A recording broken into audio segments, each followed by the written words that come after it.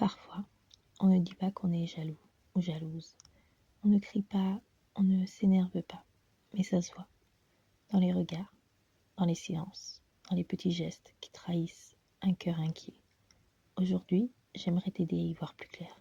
Voici 3 signes que tu peux observer chez une femme jalouse. Premier signe, elle remarque tout ce que tu ne dis pas. Tu ne lui parles pas de cette collègue, elle l'a remarqué. Tu changes ton code de téléphone, elle sent que tu lui caches quelque chose. Tu te parfumes plus que d'habitude, elle se pose des questions. Une femme jalouse ne cherche pas à te piéger. Elle capte les non-dits parce que quand elle aime, elle ressent tout.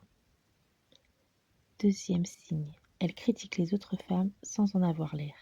Elle ne dira jamais directement « je suis jalouse d'elle », mais elle glissera un commentaire comme « elle n'est pas vraiment ton style, n'est-ce pas ?»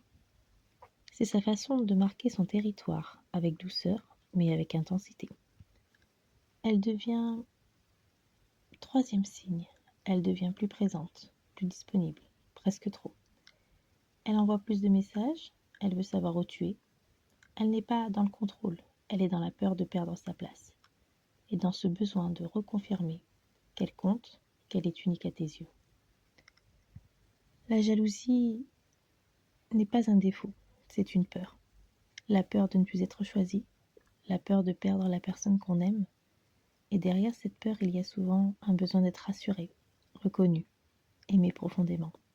Alors non, la jalousie ne fait pas de toi quelqu'un de faible, mais c'est peut-être le signe qu'il est temps d'apprendre à aimer sans te perdre.